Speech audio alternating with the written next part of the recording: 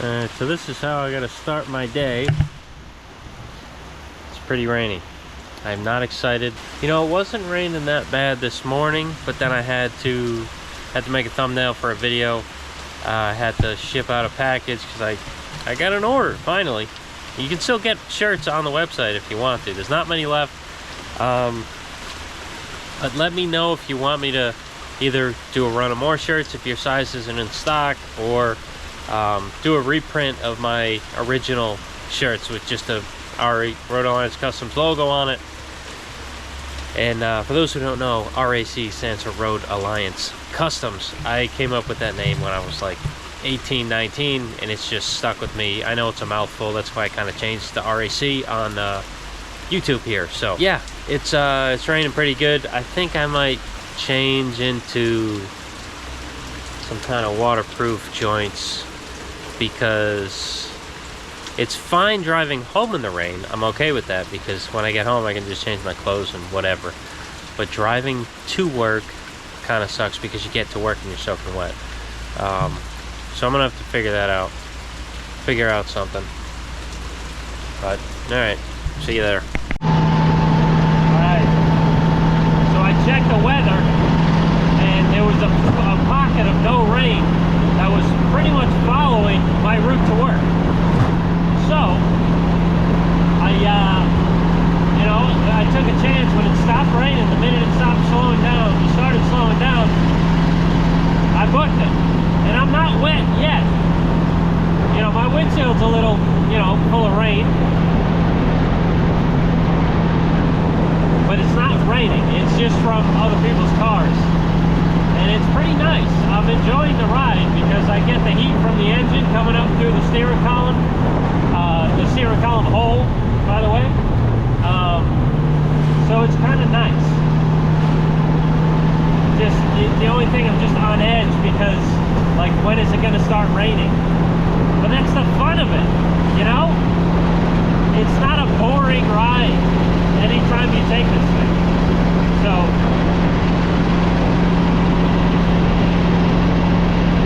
hope you enjoy it, as I am.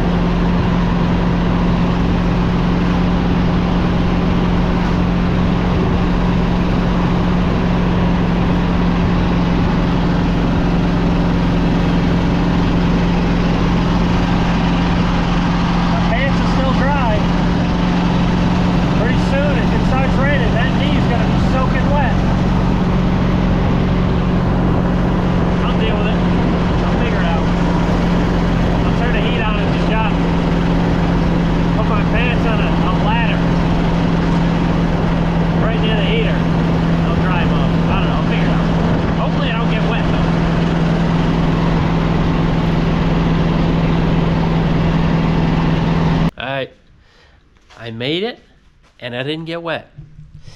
My pants are dry. They're dry. Sweet. That's why I like the weather app. Shows you precipitation and where it's going. And you know what? For once, it was right. Got a guy coming down here to get some parts. I had to take them from the shop, from the home shop. Look at that, I'm fancy. I got a home shop. And got in the back of the truck, waiting for him to come. Actually, he's picking up something from my friend Dylan Hill. He's actually getting a generator, so hold on. Let's get back on these doors. Let's get to work. The ride was good. It was actually very enjoyable, except for the fact, well, let's rephrase that. The ride would have been enjoyable if it wasn't for a damn tractor trailer truck taking his sweet ass time. So the road I take, it's going to work here. It's a one lane on my side. It doesn't ever split into two, so you can pass up hills and stuff. The other way, there's about 4 or 5, even 6 spots where it changes into two, where the trucks can go up the hill. You'd figure it's the same side, the same thing for the other side, because there's the same hill, and there's not. So I couldn't pass him, and he was going 20 miles an hour in a 50 mile an hour zone, and I was in a convertible. I know it's my fault. It's my fault. But if you're going 20 in a 50, you can't pull over somewhere and be like, all right, guys, you see a line of cars behind you. It's like time to go to work. You can't like let them go by you. You have to drive 20 for 15 miles on this road. Thanks, dude. Thanks. I didn't get wet, but I could have, because it could have started pouring any minute, and I could have been soaked. I know. Stop complaining.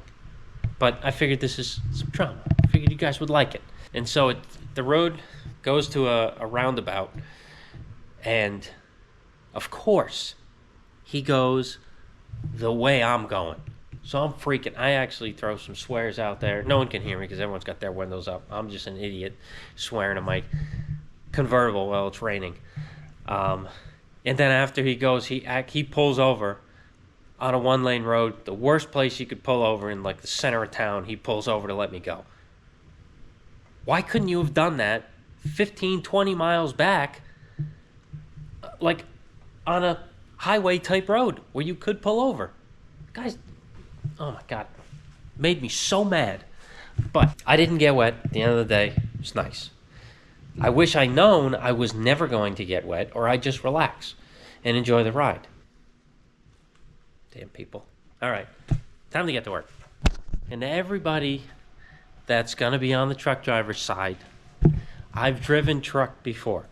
I haven't driven an 18-wheeler before, but I've driven large box trucks, sometimes probably even larger than I should have been driving for my license.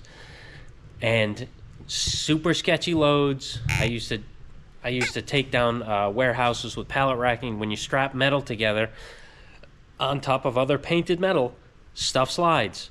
So I would truck that stuff everywhere, and I know how it is to have a sketchy load. And I would pull over for people if there was a line. So it's his fault, damn it. It's his fault. All right, so first things first, I think I want to get something done that I've been trying to get done for a while. Like, I've wanted to do this for a while. It's not something crazy, but I want to modify my bench because you can only really work from it from this side. And sometimes when you get large parts, this back really hinders that. Like, let's say if for some reason I needed to have this panel the other way.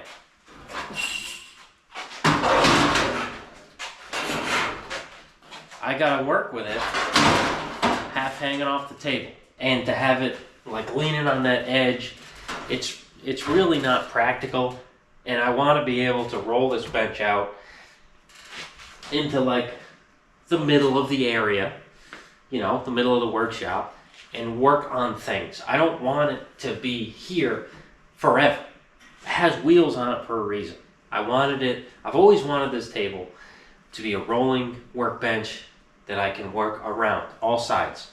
And the fact that I can only work on this side really bums me out. I'm going to take the East VersaCut 40. I'm unprepared for this little speech because that's how I do it. I wing it. So I'm going to take that Eastwood VersaCut 40 and cut that flange off the back. Just cut it off. There's no need for that. And with that there, that makes me put things on it, push it to the back. That's why this table's always a mess, because there's a back that I can just shove stuff against. It's like a little corner. I don't want that anymore. I'm going to cut it off. I was thinking about cutting wheel, but I don't have cutting wheels, but I got that. Well, Kelly has it. The plasma cutter that Eastwood sent her. That's attached to the plasma CNC.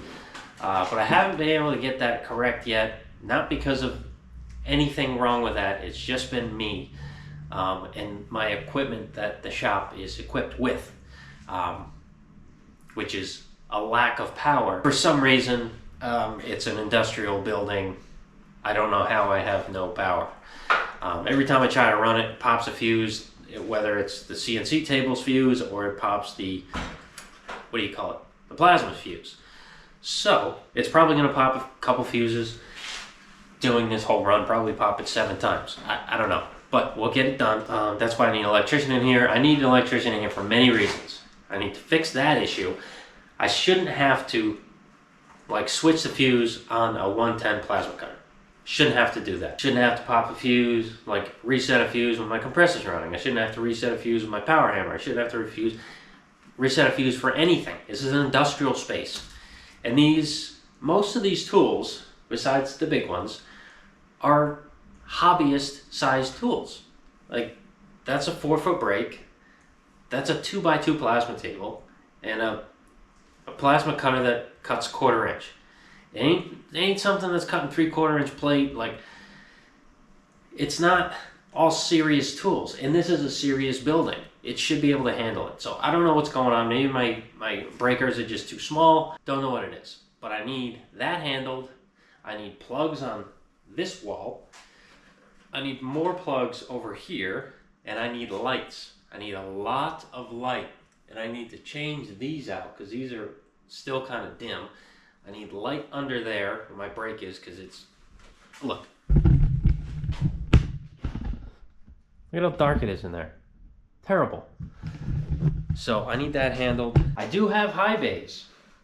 A really nice guy sent me some high bays, so I have the lights for out there in the shop. I just need to get them hooked up, and that's the whole issue I have. But you know, that's part of getting into a shop. You gotta grow into it. You gotta build it to suit your needs. Everyone who's been in this shop, these shops, kind of don't care about that. It's guys that usually just come in and just figure it out. It's not like they come in with the place empty, hire an electrician, hire this guy, paint the place, do that. For some reason, this building, and no one ever does that. They just come in and just deal with it. And that's what I've done. You know, maybe it's because everyone's broke these days. I don't know. I need to get that figured out. But for right now, let's figure out the table. And so we're gonna clean up the table, cut the flange off. I'll probably flip it around and try to get the back welded. Ooh, I do have to call Wasco Industrial, my welding supply place. Boom. I'm sure you've seen that. If you're local and you're using air gas, don't. Use Wasco, way better. And I'm gonna call them, see if they can drop off a bottle. I brought a bottle home, my TIG bottle, and I was gonna get it filled on the way in, but I was like, I don't wanna get caught in the rain. So I didn't. I drove straight here. But he did mention to me that if I'm in a pinch, he can shoot something over. He's got a driver, so let me call him up and see. So I can weld the flange on the other way. Because I still want, I want it to kind of look like this, where it's got some sort of kind of radius there. It's probably just going to be stitch welded for now, because I'm not welding the whole 8 feet. I just don't have time for that. I'm going to flip it over, tack it a bunch of times, grind it smooth so there's no sharp edges, and call it a day for now, because I gotta get to work.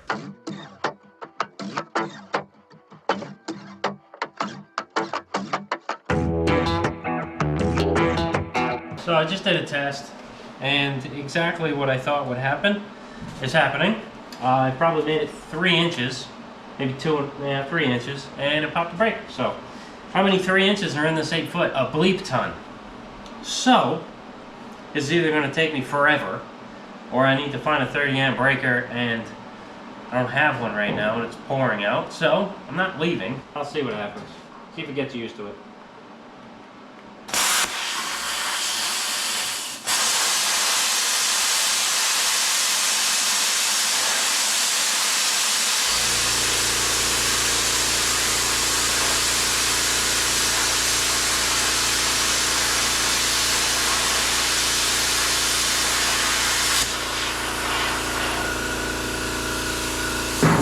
Alright, so go a little faster and stop it. Faster and stop it. That might help me out. Let me get my boots on, so if I get any slag, it doesn't go on my shoe.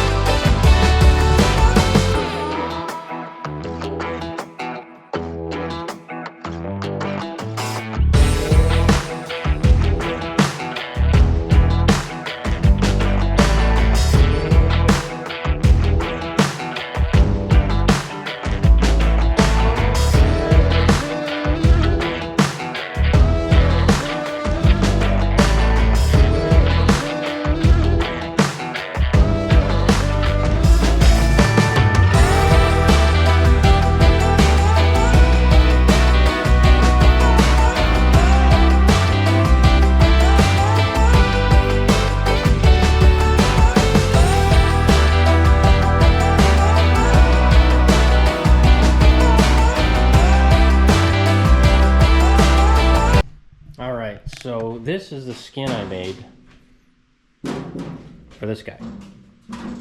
And I think, you know,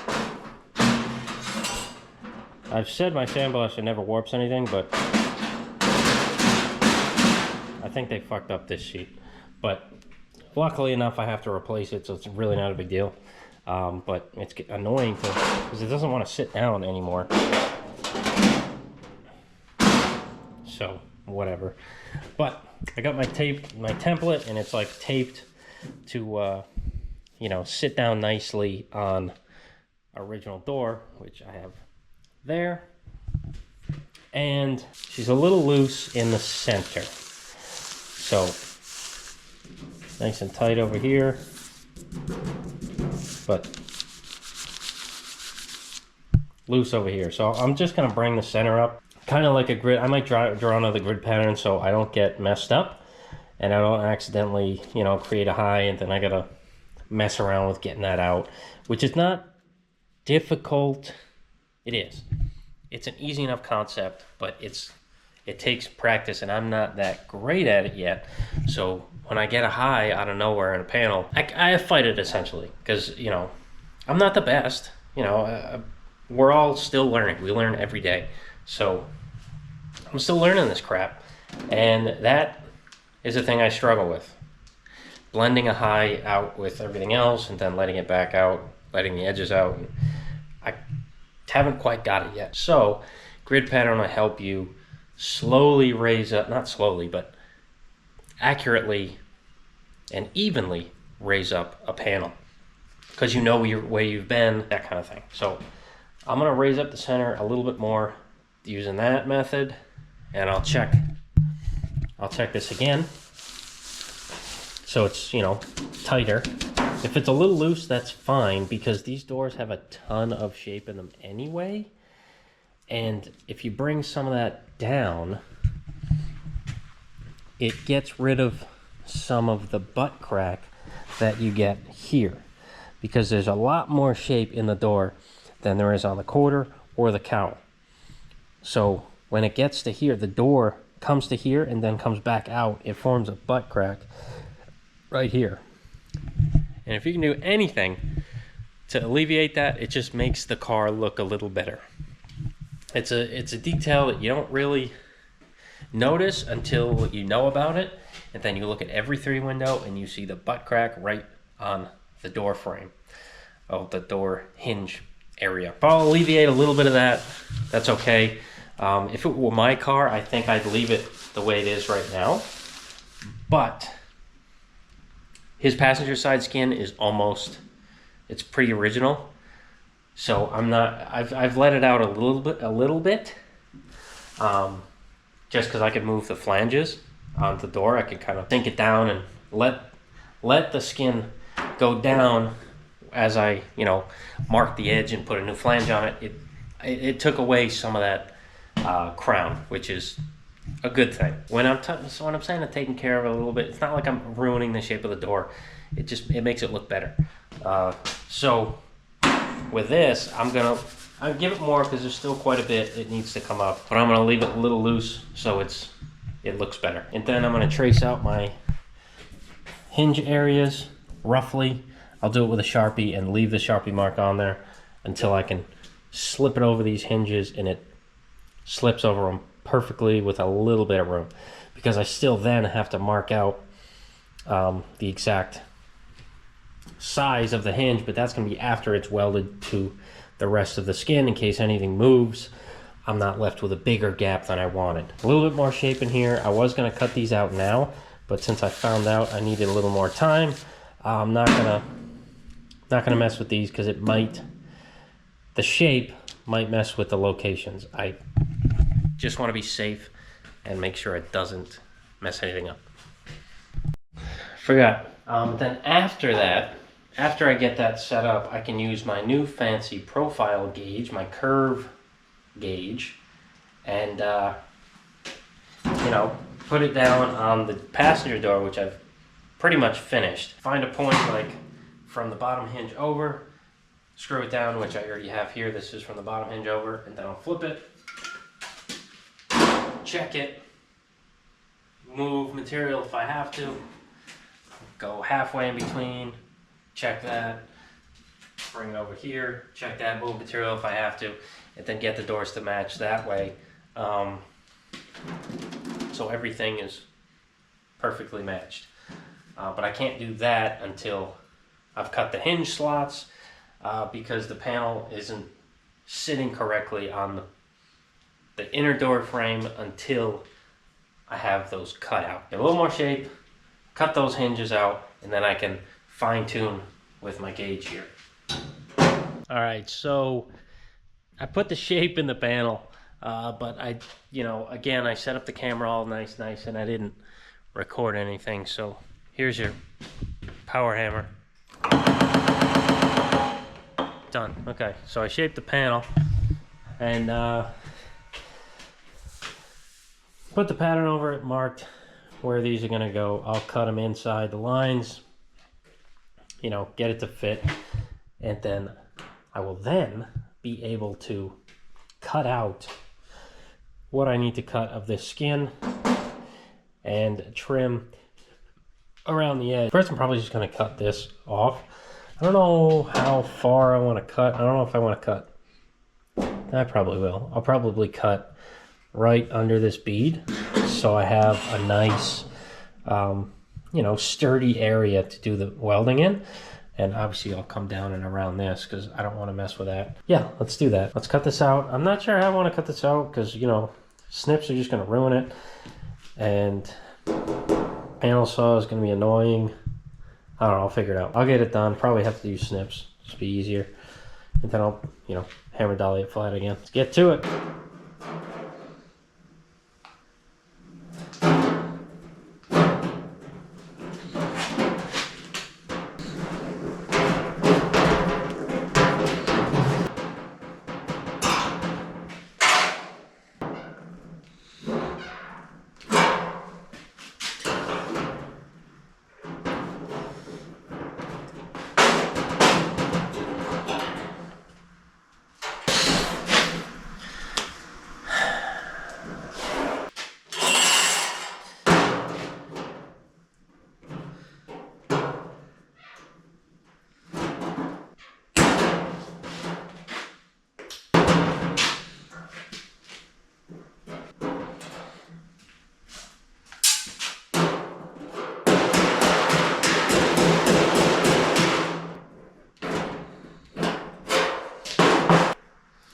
Yoink. I don't know why my template had such a round edge right here, but it did. So now, straighten it out.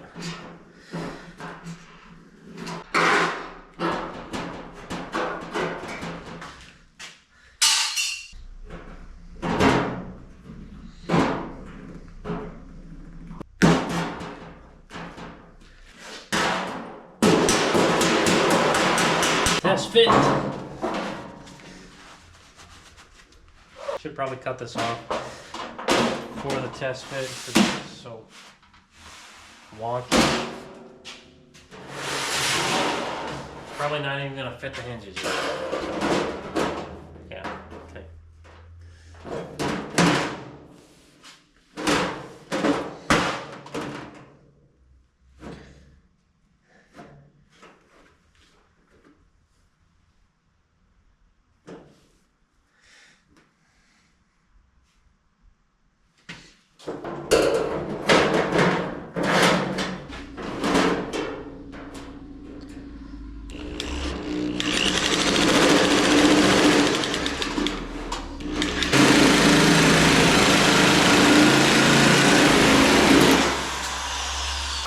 Alright, let's see how that fits after I sliced it.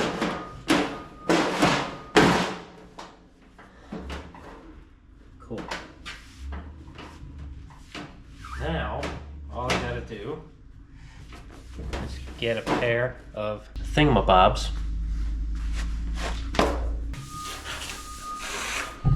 I gotta get a pair of those things, the calipers, or I need a compass to make a mark. I want to go 3/4 of an inch under that bead, put the weld right there, So I think I'll just use a pair of calipers for now. And I'll dike them this edge so I can go on and make a nice scribe line, trim my snips real nice, and then I can figure out where I need to cut for the handle hole, because I'm not going to replicate that. I don't have the tooling to do that, so I'm going to leave that alone. So I'm going to go under there, fix that. Then I can transfer a marker line to the skin after I have this cut the way I want it. And I can marker line the original skin, cut that out underneath the mark, lay this back over it. I should be able to cleco it on there, and then I'll put clamps all around here, flip it over. I'll be able to mark the edge. Then I can put some tape along that edge, and that'll tell me where my flange is. And then I can start hemming the edge, flanging the edge, I should say. So let's get some die come out. Let's scribe the top of this to match the contour of the bead, because I want a nice straight line. I don't want some random curvy line. And just in case you see the weld, it's a nice line. Quality. We need to scream quality.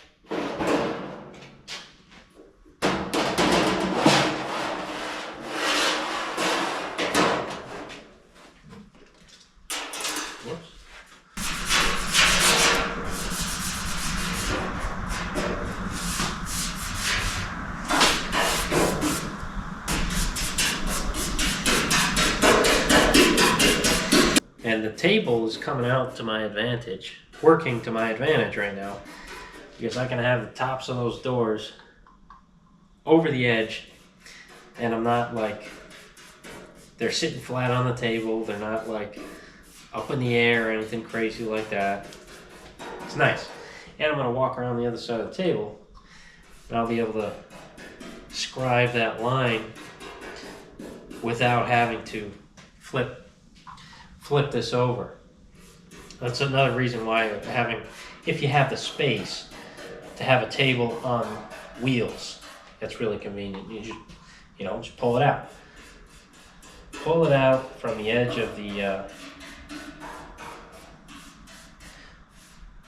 pull it out from the wall so you can, access it nice. Let this dry, but I'm pretty sure I can just flip it now and put it on the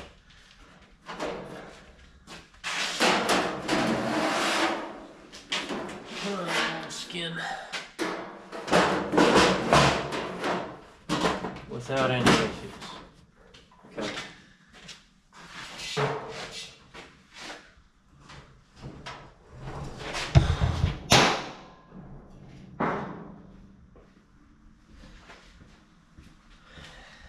Yeah, look at me. Okay, so I'm just gonna put a clamp on here just to make sure it doesn't slide while I'm trying to scribe it.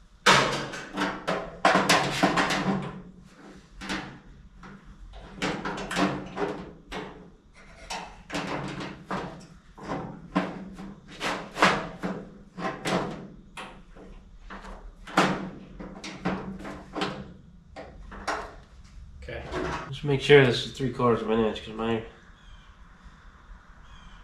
shit's a little wacky. Probably because I drop it a bunch.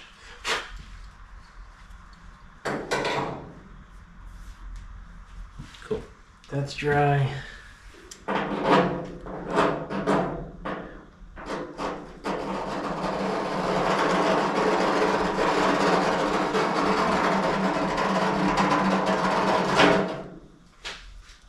I guess there's Mark.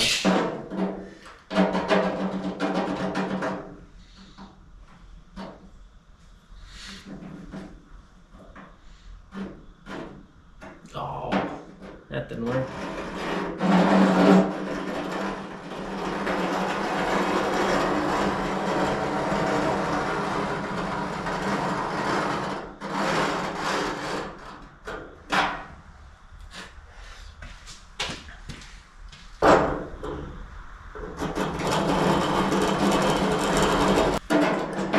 How's up with this?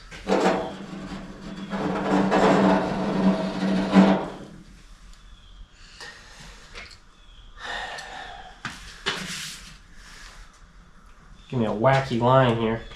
Not happy about it. But you know, I'll follow it as best as I can. We'll see.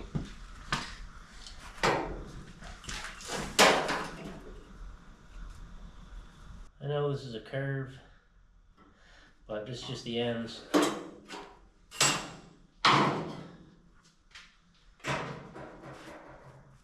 Okay, now we trim. So nice that's laying down on the body there. Mint. Okay, I'm gonna make a mark the edge of the door. You know, just so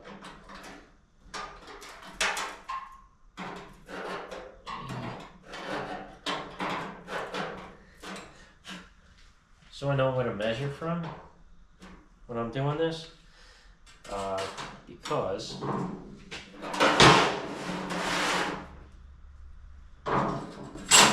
this is pretty serious here. Okay, 3 inches. I'm gonna mark it 3/4, so do 2.5 from here. 2.5.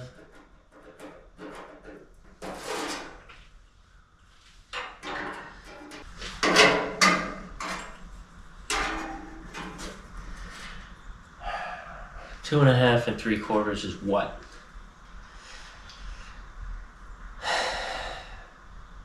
3 1/4.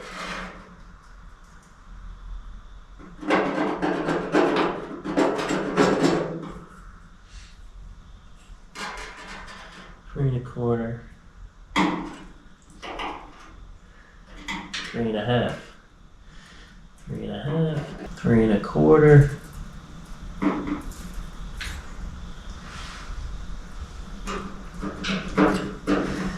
Okay.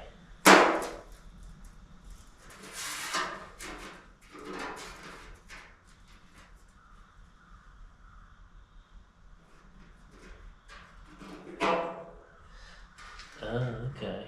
3.5 for 3 1/4. It's not 3 1/4, it's 2.5. 2.5, you dummy. That makes more sense.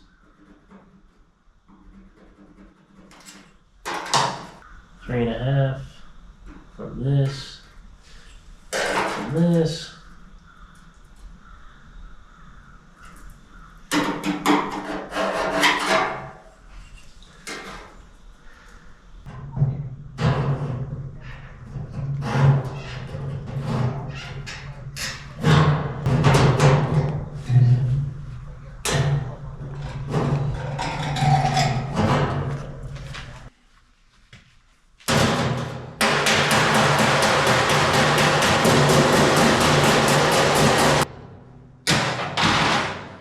All right, so this is cut out. I think it's gonna be all right. I didn't cut this this line yet. I'm gonna do that next. I just want to get this back on here, make sure. Oh yeah, I cut out enough for the hinge, not the hinge, the door handle.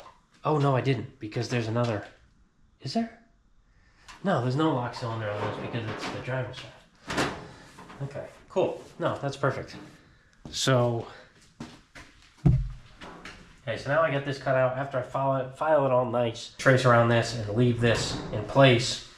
And I like to put round edges on corners because it doesn't heat up the metal as much. When you go to a corner, you spend a lot of time right there on the tip of that metal on the corner, and sometimes it tends to blow it out.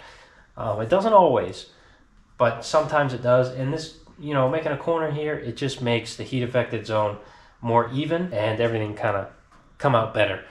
Because if you blow that edge on the corner, you end up packing more material into there than you need to. And if you don't grind it off correctly before you planish it, you end up with a little high spot. So, yeah, it looks good so far. Let me cut this top, and it'll be ready for flanging, I think. I'm still going to test the, you know, from side to side, see if it's the right shape. but I want to cut this off first.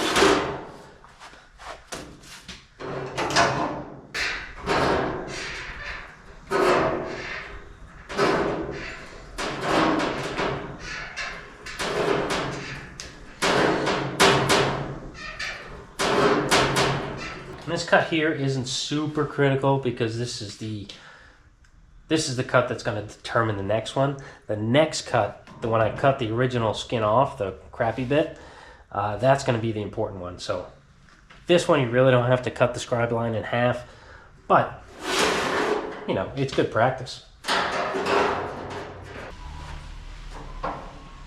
All right, so here it is. It's in place. We got plenty of room around it. Let me double check that.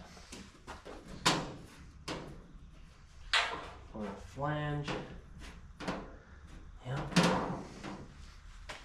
So, let's see.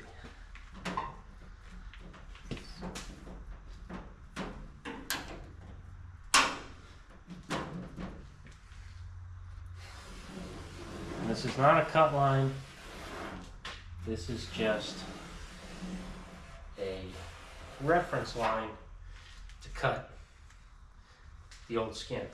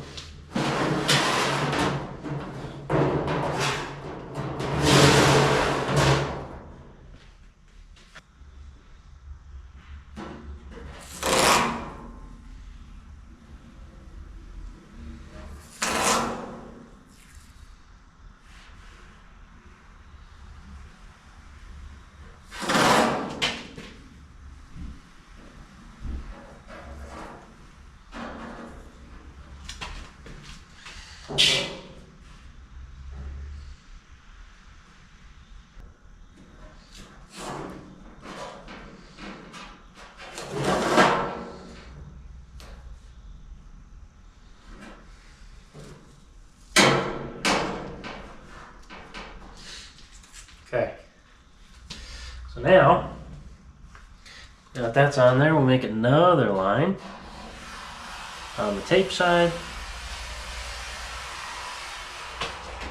Oops. And we cut that one.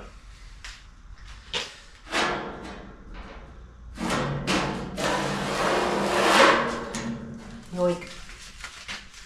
And we got that much to overlap.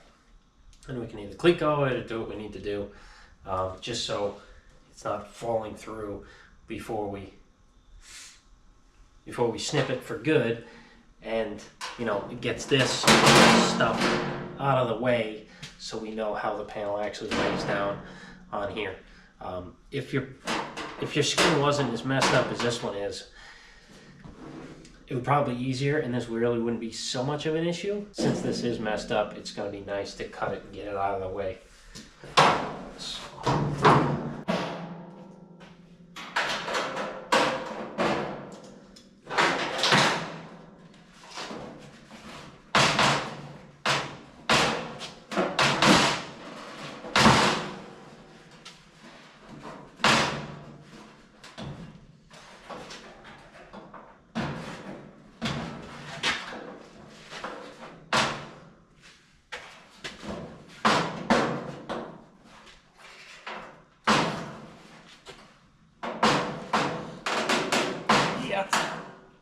It's a tight fit.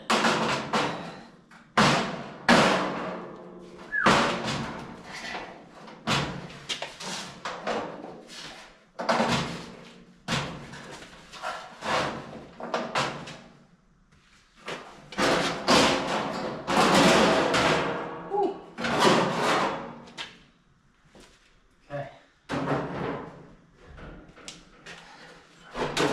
This out of the way. Ooh.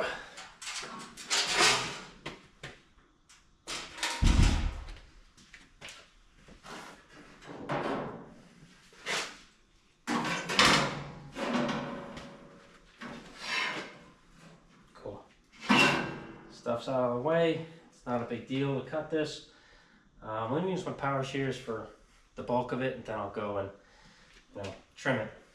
Maybe I won't even trim it. Maybe I'll just get close with these, because there's no real need to have a super nice cut on this, because it's, you know, the preliminary cut.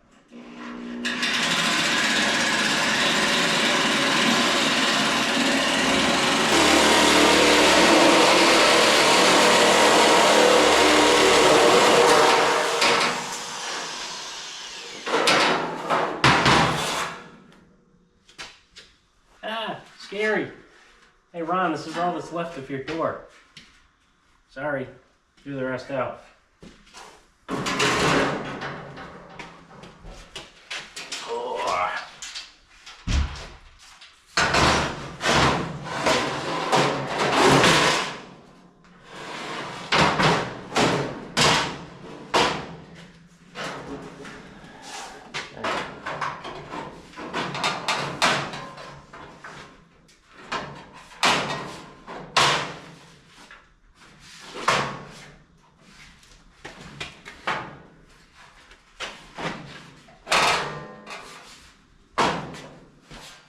That is a nice tight fit. I'll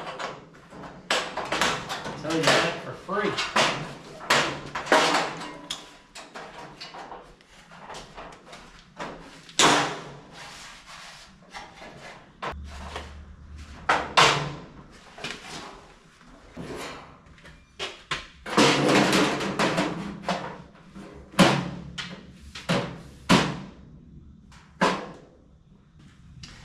Yeah, that's a shot of money right there. Shot of money.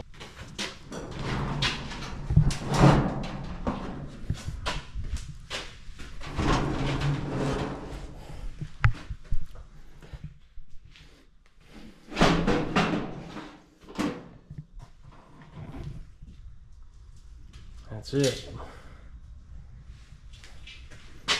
Got a little bit of lumpiness here I have to take out. You see the light moving a little bit there. I think I just need more shape here. I think it flattens out. But yeah. Shit.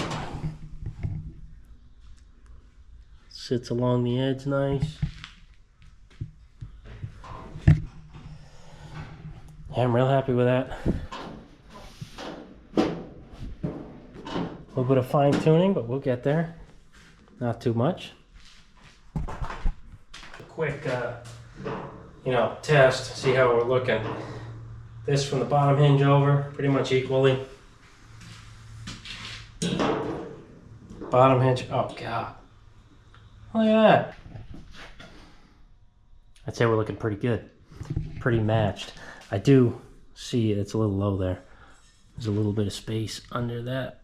Hardly, but yeah, this corner I think I need to raise up a tad, but it's hitting the rest of it nice. So next, oh, it's pretty much the same. Oh yeah, dude. Okay, really happy with that. Shape seems to be good. I'll do some more checking later, but I gotta hit the hay right now. Not the hay, man, I gotta get out of here. But these doors are looking good. Tomorrow we will get this thing tacked onto the skin, flanged. Well, flanged, then tacked onto the skin, hopefully. And then, what else? I don't know, I think it might be time to prime them, honestly. Oh no, there's a couple more flanges I need to fix. I haven't done up there, that flange. A bunch of holes from where I took the spot welds off. Same on this side. And there's one flange on one of the sides on this one I forgot to do, but these, I did both of these. But yeah, really happy with that. So we're gonna be priming them this week. It's gonna happen. They're getting primed this week, and once they get primed, and then once they dry, it's time to hem it over. Are we there? Is this week of the week? God, I didn't think I was that close. We're pretty close. All right. Till next time. Hope you enjoyed it. Hope you, yeah, I hope you enjoy these not overbuilt doors, but I don't know what I'm trying to say, but you get it. You get what I'm trying to say. Catch you next time.